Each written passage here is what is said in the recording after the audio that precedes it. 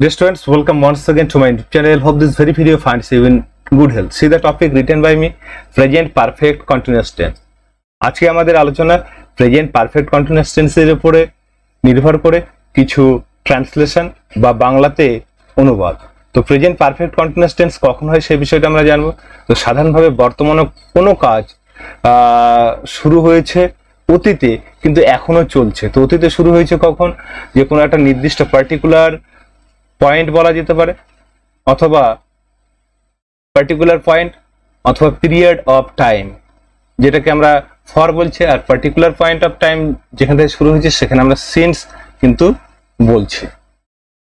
তো অতীতে শুরু হয়েছে এখনো চলছে এরকম ঘটনা ঘটতে বা ঘটনা বোঝাতে প্রেজেন্ট পারফেক্ট কন্টিনিউয়াস টেন্স ব্যবহার করা হয়।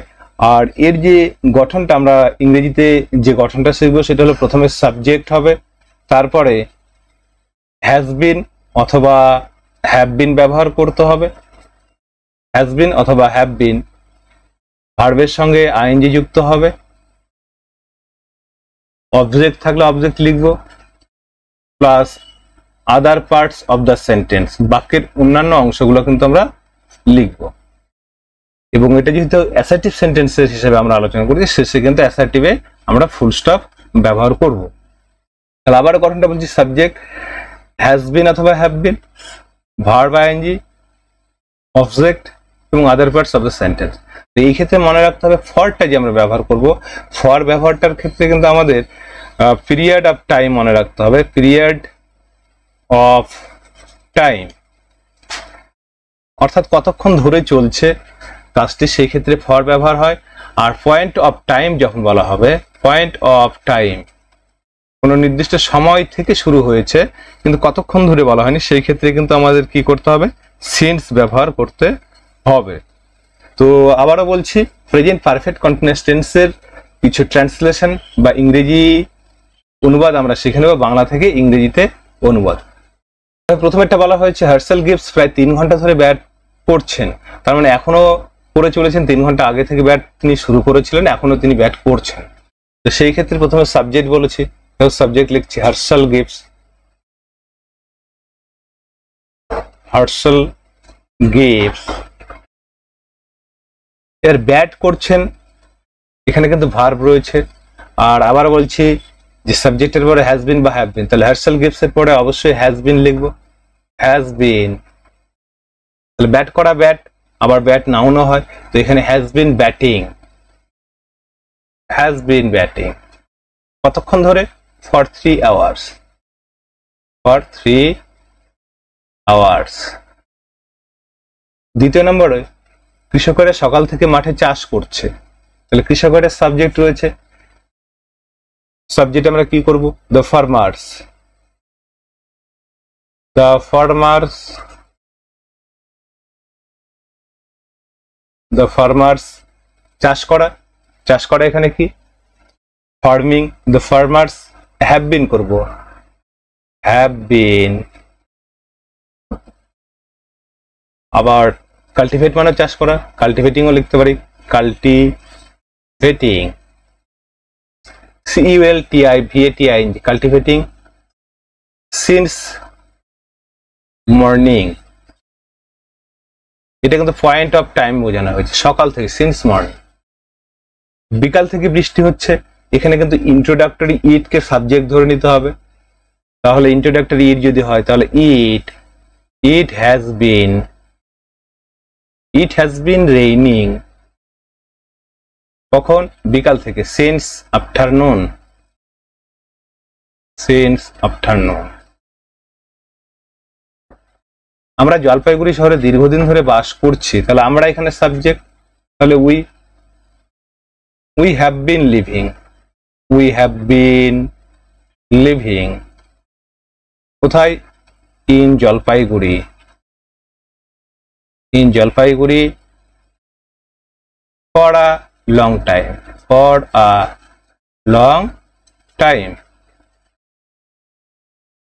মেয়েটি অনেকক্ষণ সময় থেকে গান গাইছে, তাহলে সাবজেক্ট এখানে কি, মেয়েটি, দ্য গার্ল। এখানে আমরা লিখছি, দেখো, the girl has been singing, has been singing for a long time, অনেকক্ষণ ধরে, for a long time, for a long time। আবার সকাল 7টা থেকে খবরের কাগজ পড়ছেন, তাহলে father has been reading newspaper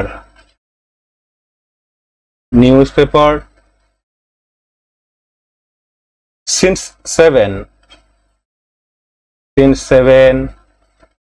a.m. in the morning, সকাল থেকে 7 a.m. in the morning। আবার যদি এখানে since 7 a.m. লিখতাম তাহলে কিন্তু সকাল বোঝানো হতো, এটা না লিখলেও অসুবিধার কোনো ব্যাপার ছিল না। এটা বলা হয়েছে সংবাদ পাঠক 10 মিনিট ধরে খবর পড়ছেন, তাহলে সাবজেক্ট সংবাদ পাঠক, the news reader, পড়া English read, has been reading news for 10 minutes, MINUTES, for 10 minutes। 8 নম্বরে যেটা বলা হয়েছে জেলেরা নদীতে দীর্ঘ সময় ধরে মাছ ধরছে, তাহলে জেলেরা subject, the fishermen,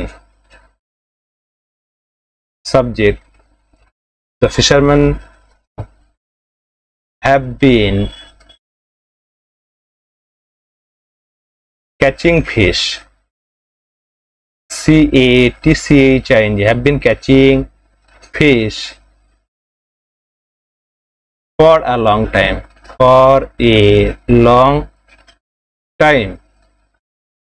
the fishermen have been catching fish for a long time। কোথায় দেখো নদীতে বলা হয়েছে, তাহলে ইন দি রিভার আমরা কিন্তু অংশটা লিখবো, ইন দ্য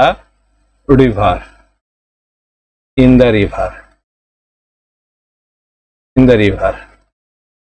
সকাল থেকে প্রবল বাতাস বইছে, তাহলে এই ক্ষেত্রেও কিন্তু ইন্ট্রোডাক্টরি ইটকে সাবজেক্ট ধরে নিতে হবে, পার্টিকুলার কোনো সাবজেক্ট এখানে নেই, সকাল বা বোঝা যাচ্ছে না, সকাল থেকে প্রবল বাতাস বইছে, তাহলে ইট হ্যাজ বিন blowing, বাতাস বয়, it has been blowing strong wind since morning, MORNING, since morning, it has been blowing strong wind since morning। Sehwag 6 বছর ভারতের হয়ে খেলছেন, তাহলে এখানে সাবজেক্ট সেহবাগ রয়েছে, 6 বছর ধরে খেলছেন, দেখো Sehwag has been playing for India, ভারতের হয়ে খেলছেন, playing for India ক বছর ধরে, for 6 years, ছাত্রছাত্রী এই ছিল প্রেজেন্ট পারফেক্ট কন্টিনিউয়াস টেন্সের কিছু ট্রান্সলেশন, পাশাপাশি আমরা গঠন বিষয়টাও জানলাম, আর সবচাইতে যেটা গুরুত্বপূর্ণ বিষয় যেটা ফরের ব্যবহার, পাশাপাশি সিন্সের যে ব্যবহার, সেই ফর এবং সিন্সের ব্যবহারও কিন্তু আমরা এখানে অবশ্যই প্রত্যেকটি বাক্যে উল্লেখ করেছি। আবারও বলছি, ফরটা আমরা কি করছি, পিরিয়ড অফ টাইমে, পিরিয়ড যখন বোঝানো হচ্ছে পিরিয়ড অফ টাইমে ফর করলাম, এবং পয়েন্ট অফ টাইম যখন ব্যবহার করব, পয়েন্ট অফ টাইম, সেই ক্ষেত্রে আমরা কিন্তু সিন্স করব। তো ভিডিওটি না টেনে শেষ পর্যন্ত দেখবে বলে আশা রাখছি।